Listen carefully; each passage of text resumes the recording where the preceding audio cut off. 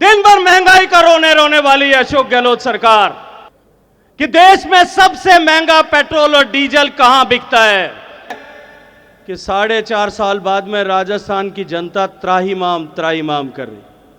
राजस्थान में जिस तरह से भ्रष्टाचार, कुराज, कुशासन और अराजकता का शासन स्थापित हुआ है, राजस्थान भर में 1 लाख किलोमीटर तक जो जनाक्रोश यात्रा का संचालन प्रदेश भर के भारतीय जनता पार्टी के नेताओं ने, कार्यकर्ताओं ने किया, हमने महसूस किया। गांव और ढाणी में बैठा हुआ व्यक्ति, शहर के मोहल्ले और वार्ड में बैठा हुआ व्यक्ति दिन गिन गिन करके इंतजार कर रहा है कि चुनाव आने दो, अब की बार इस गहलोत सरकार को हमेशा हमेशा के लिए उखाड़ करके फेंक दे। मित्रों, जिस तरह का रोना यह गहलोत सरकार रोती, महंगाई को लेकर के एक तो आराम है भाई साहब, सीपी साहब हमारे गहलोत साहब के बहुत आराम है, को उनको भाषण नया नया रोज देने की जरूरत नहीं पड़ती, कैसेट चालू करते वो का वो भाषण खत्म हो। आजकल भाषण में 30% भाषण में मोदी जी की सरकार के महंगाई को गाली देते हैं, 30% भाषण में हमारी सरकार गिर रही थी उसका रोना रोते हैं, और बाकी 30% में आजकल मुझसे ज्यादा प्रेम हो रखा है। चाहे रेडियो में बोलें, चाहे टीवी में बोलें, चाहे माइक में बोलें, चाहे टेलीविजन पर बोलें, कार्यकर्ताओं की सभा में बोलें, सरकार के कार्यक्रम में बोलें और पुलिस एकेडमी में जाकर के वहां बोलें, सपने में जो भूत नजर आता वही मुझे लगता है दिन भर का गाते हैं। दिन भर महंगाई का रोने रोने वाली है अशोक गहलोत सरकार। मैं आज एक बात पूछना चाहता हूं आपके सामने मंच पर खड़े होकर के कि देश में सबसे महंगा पेट्रोल और डीजल कहां बिकता है? जोर से बोलो, कहां बिकता है?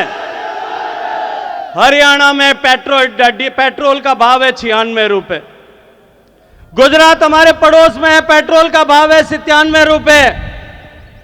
दिल्ली हमारे पड़ोस में है, पेट्रोल का भाव है 97 रुपए।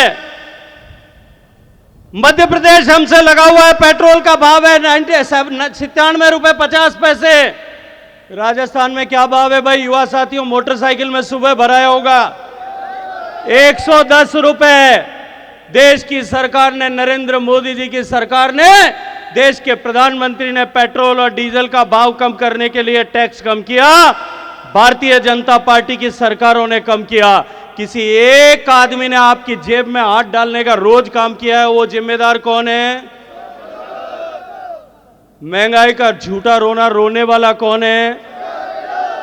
मित्रों, जो हालात योजनाओं की अगर मैं बात करूं, अभी एक दिल्ली के एक पत्रकार ने एक स्टोरी की और गहलोत साहब की सरकार के लिए नया नाम रखा है, और वो नाम है कि नाम बदलो सरकार।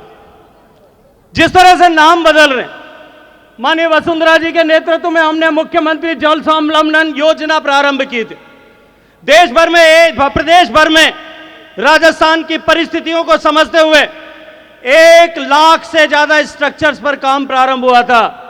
और मैं आज गर्व के साथ में कह सकता हूं, जल शक्ति मंत्री का दायित्व होने के नाते, कि देश में एक नई क्रांति का सूत्रपात भूगर्भ के जल के पुनर्भरण को लेकर के और बरसात का पानी धरातल पर रोकने को जिस तरह का काम राजस्थान में किया था, राजस्थान मॉडल स्टेट बन गया।